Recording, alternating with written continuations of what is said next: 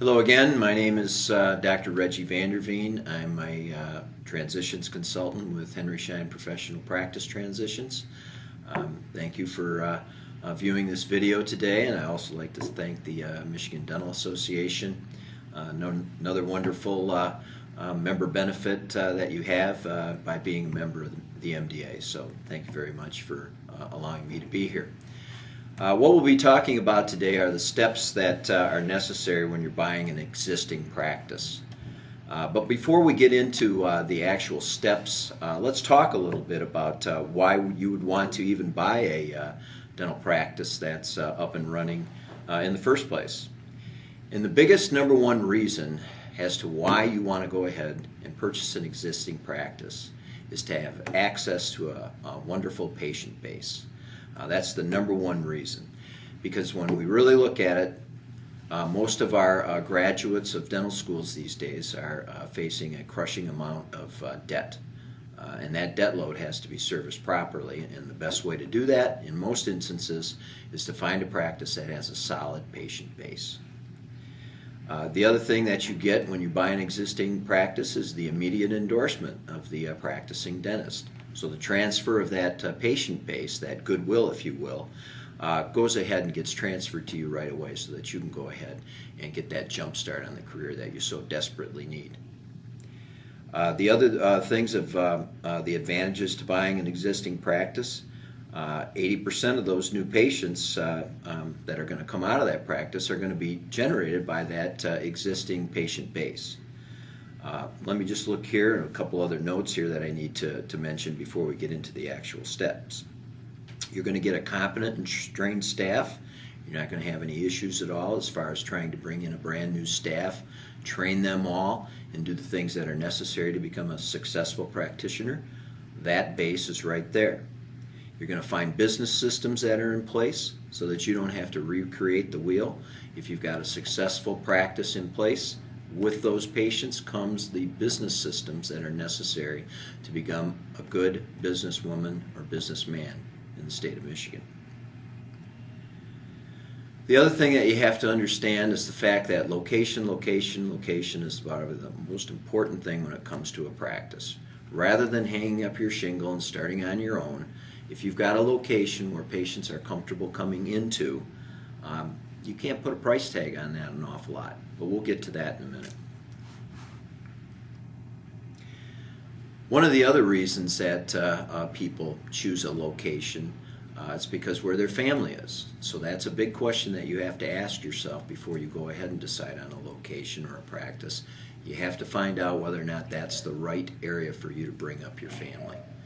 And there are a lot of opportunities out there that people don't look at because they're a little bit farther away from their geographic center, if you will.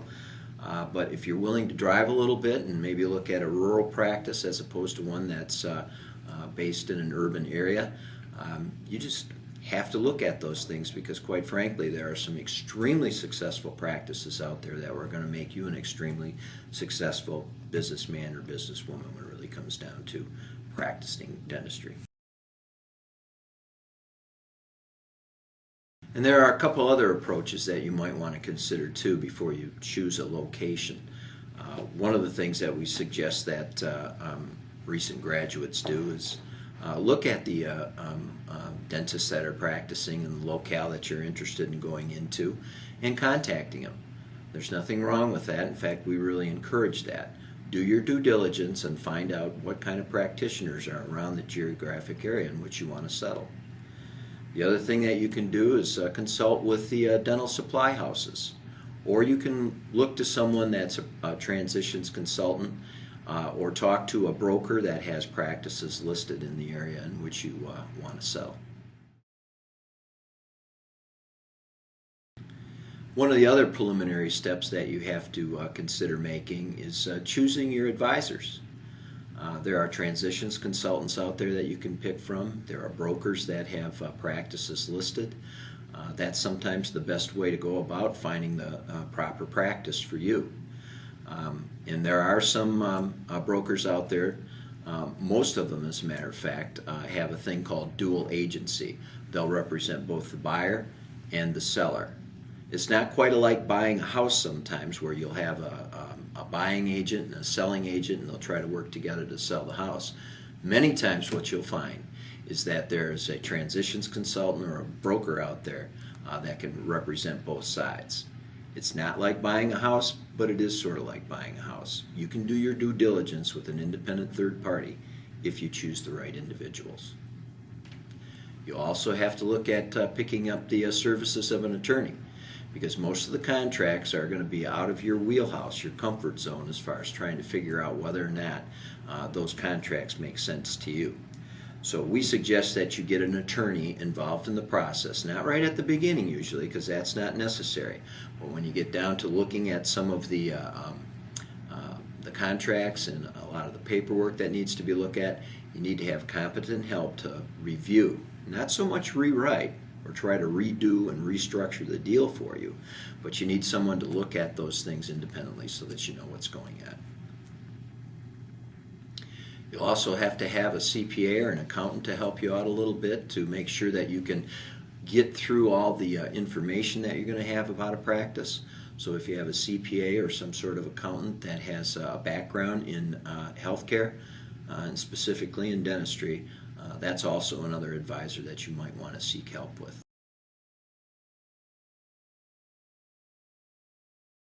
Now, the first step that you'll have to go ahead and start to take is getting through a practice analysis. And one of the most important aspects of this is to make sure that before you're given any of this information, you have to have a non-disclosure agreement in place so that it can protect the confidential information that you're going to be receiving on these dental practices that you're going to be evaluating. So don't be afraid of signing a non-disclosure agreement. It's just a good way to protect you and protect the seller's interest as far as confidentiality is concerned. So that'll be probably the first step that you'll be asked to take. The other thing that you'll have to start to worry about reviewing is evaluation. And let's take 2 seconds right now about evaluation or a practice appraisal. If a practice appraisal is done properly, it's done according to generally accepted accounting principles. Make sure that the valuation has been done by a professional that understands it, a transition consultant, a CPA. They usually have the best interest of the seller at heart, first and foremost. But if it's done properly, you will certainly ascertain the fair market value of the practice if it's done according to generally accepted accounting principles, and the valuation looks at the net profit of the practice. In other words, you have to make sure that the practice is going to be able to support the debt that you're going to have to take on in order to purchase this practice. So valuations are a very essential part of the whole process.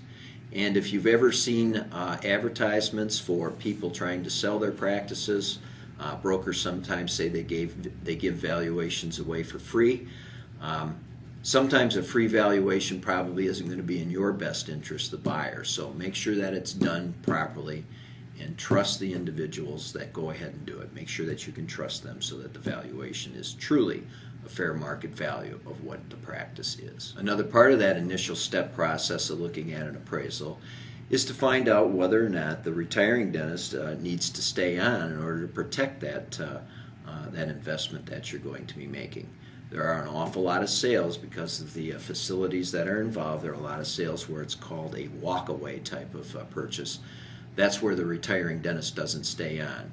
But don't be afraid about those types of arrangements, because quite frankly, in some cases when someone's only going to be staying there less than a year, that's probably the best way to go. Remember, it's the endorsement from the retiring dentist that's going to protect the goodwill that you're going to be purchasing. And the goodwill is going to make up the lion's share of any valuation. Another thing you'll see in the valuation is what the asking price is going to be on the practice. That may not be the same as the valuation, but it should be within a close range of what the valuation says the practice is worth. You're going to find out what the gross receipts are, what the adjusted net income is, and things like that in the valuation to make sure that it's done properly. Have someone review that with you if you're uncomfortable doing so. And the second step that you'll be taking, and this is if the initial review process is positive, in other words, if you think this is the right practice for you, you'll be asked to visit with the seller, and that'll be a very important time for you to be able to determine whether or not that seller is going to be a good mix for you.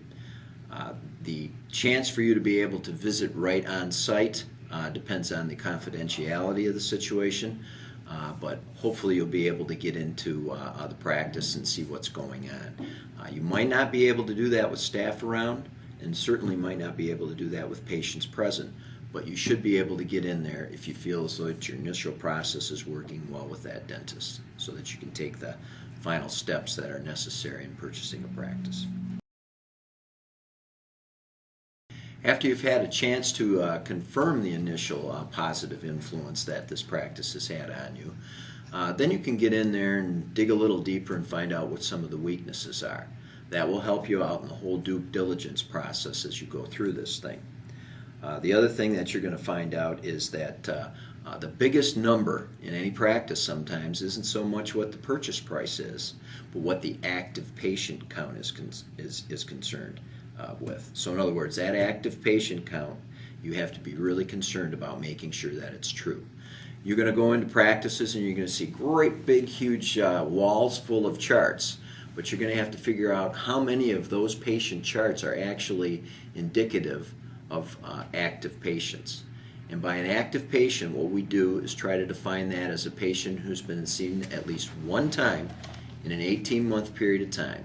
So one time in 18 months is an active patient. And that number is the crucial number that you're going to need to ascertain before you go ahead and make any offer on any practice. In fact, you might even want to go ahead and refer to a video I did earlier on associateships. We talk an awful lot about numbers because that's the bottom line when it really comes to looking at the valuation of a practice, how many active patients there actually are. The next thing that you'll be looking at as far as the physical layout of the practice is concerned, you have to determine whether or not that particular facility is going to be able to support your production in there, especially if you've got the retiring dentist that plans on staying along for a certain period of time. Sometimes you have a scheduled transition that takes a year or two for that retiring dentist to get out of active practice. And if that's the case, you have to make a decision as to whether or not that facility is going to support the placement of two dentists at the same time. You also want to make sure, like I said earlier, 80% of all your new patients are going to come from that existing patient base. And is there support for that? You have to make sure that those patient numbers are true and accurate so that that new patient flow can take care of the things that are necessary as you grow as a practitioner. And another thing that you'll see as you go into a practice is whether or not the practice is being, quote, taken care of. If you see as though, or if you feel as though that the facility is being kind of let slide a little bit, that should give you a little bit of concern because you're going to have to spend some big money on upgrades and things like that in order to make it right for you. Digital x-rays, all those things that new practitioners really look at. Make sure that the facility can support that sort of thing for you. Your next step is to get involved with the interviewing side of things as far as the seller is concerned. One of the things that you probably want to determine right up front is whether or not your personalities are close enough in order for this transition to work properly. Are they too close, too far apart? You have to make a decision, and you can learn that as you interview the selling dentist. And unlike the purchase of a house, you're going to find out who that seller is and what that seller is all about. That doesn't happen when you're buying a house, but it certainly has to happen when you're transitioning into a practice. And because of the fact that you're interviewing a seller, dual agency sometimes is a very common element in this whole process. You also want to find out through the retiring dentist what the dental service mix is. You're going to be asking questions about managed care, Medicaid practices, find out what the numbers are, and you can do that on a face-to-face type of basis with a selling dentist. It's probably the best way to figure out where that person is and what kind of production mix that you're looking at in this practice that you're considering to purchase. After these few positive visits with the selling dentist, you're going to look harder at the numbers that are involved in the valuation. You're going to see whether or not there are some numbers that are out of whack. Is the lab bill way too high? Is this a high production restorative type of practice or a prosthetic practice? There may not be an awful lot left for you to do on certain types of practices, so that you have to really do a good look at what the numbers look like. And this is why a transition consultant or a broker sometimes can be a very, very important element in this whole process. So have someone help you out with the numbers to make sure that what you're buying is what you need to service the debt, take care of your family, make some money, and take good care of those patients that you're spending a lot of money on. You have to understand something about practices that are for sale by existing owners. If they've been there a long time, this is their baby. They've spent an awful lot of time in that practice. They've created a goodwill with that patient base. They have a staff that's dedicated to the whole process of taking care of patients. So there's not only a logical element to selling a practice, there's a very, very large emotional component to this whole sale process too. So realize that when you're getting close to making an offer on the practice. The biggest hurdle to get over is the asking price. Once you've determined what the asking price is and you've done some of your initial due diligence in the process and are comfortable with that, if you can agree upon a purchase price for the practice, 95% of the time, all the other steps that are necessary to complete this transaction take place without too much problem. So the number one issue is selling price, and then the other 200 things that we have to get through usually just fall into place without too much trouble at all. So don't be too concerned about all the little steps that are necessary. Take care of the big one, which is to agree upon the purchase price, and you'll see how easy this process can go after that.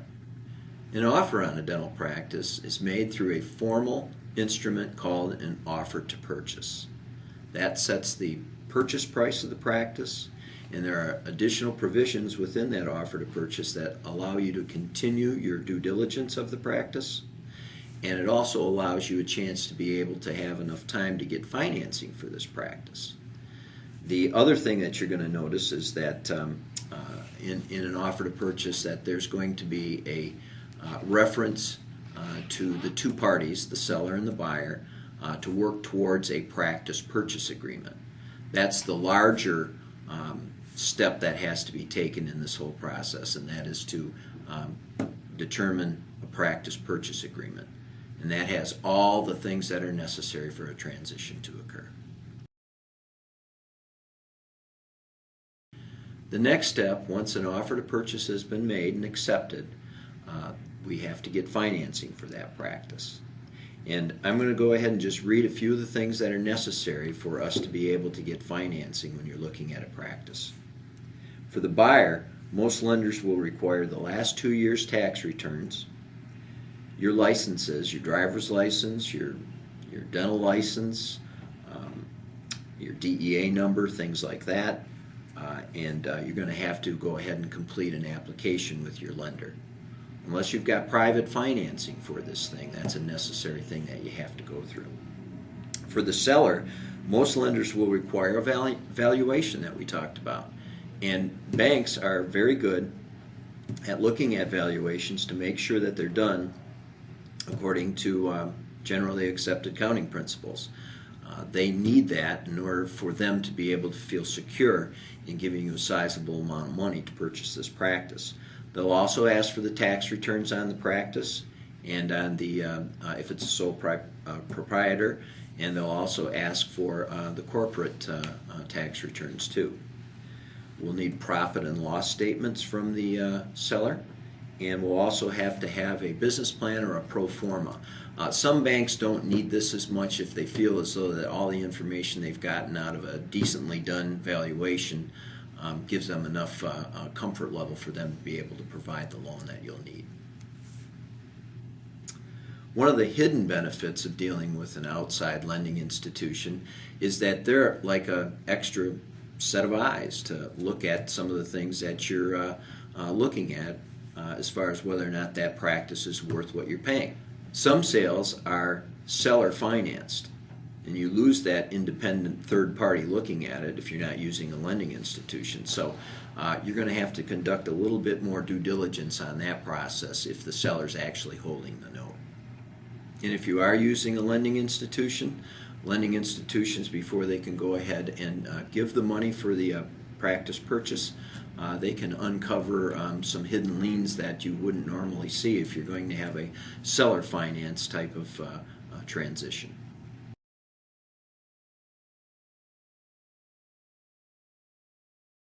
The next step in purchasing a practice is to put together a practice purchase agreement. This is a very lengthy document. It's fairly simple, but it's a lengthy document that lists all the things that are necessary to purchase a practice.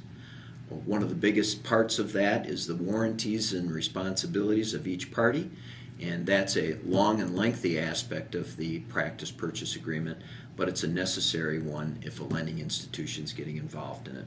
In fact, it's a good idea to have in every contract that you have. Make sure everything that you need is in writing. And that's when you get involved with attorneys. Now, if you've made the deal and you're comfortable with the deal and you're moving on down the road, it shouldn't be necessary for an attorney or attorneys to go ahead and rewrite the entire document, especially if you're having this document, this practice purchase agreement, put together by an independent third party like a transitions consultant, like a broker. So that aspect of it's taken care of. So you don't need to get your attorneys involved to do any of the negotiation at that moment in time. As I said, if you can agree upon a purchase price for the practice, 95% of all the other things that will happen correctly. So in other words, your chance of having a sale are very good.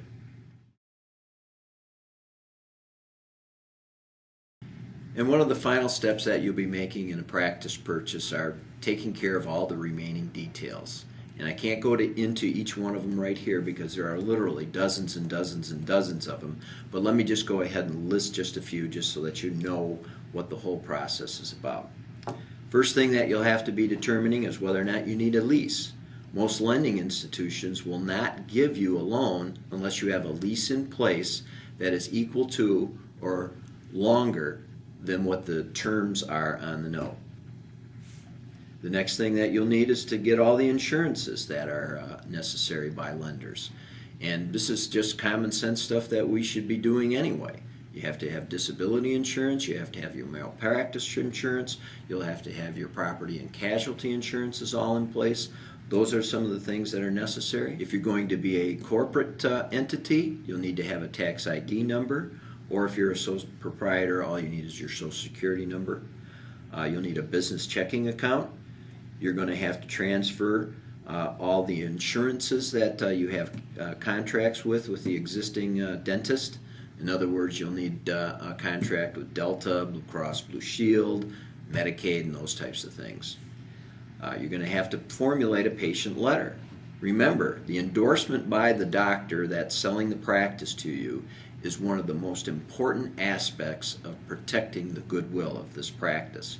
So you'll have a chance to review that letter and make sure that it introduces you properly, and it also allows the seller to be able to thank his patients for all those years of wonderful care that he's been allowed to give them. You'll have to have stationery, business cards, all those things need to be taken care of. And most transition consultants have a list that's readily available so that you can check things off as you go through the whole process. That's a very big, important aspect that you can find readily available through a broker or transitions consultant. If not, those things have to be done properly if you're going to make this transition work properly. And the final step that we take in a practice transition, a practice purchase, is the closing. The closing is usually just for logistical reasons only. You may have a seller that's out of state. A lot of times you'll have a lending institution that's a national lending institution, so we have to have a formal closing on the sale of the practice. And this is the time that we can introduce the buyer to the seller staff. Many times, confidentiality is a huge issue, and there are buyers out there that have to be introduced after closing to the staff. So more often than not, don't be put off by that aspect at all. That's a very normal type of situation that we run into when we're selling a practice. So at the closing, the introduction of the buyer to the seller staff occurs, and that's when the announcement letter that we took great pains to produce goes out to the patient base. So the closing, that's it. It's time for you to go ahead and chill that champagne and get ready to start your new career in someone's practice that they're turning over to you. It's your job to go ahead and protect that goodwill, take care of those patients, and you'll be a success. Thank you for this time.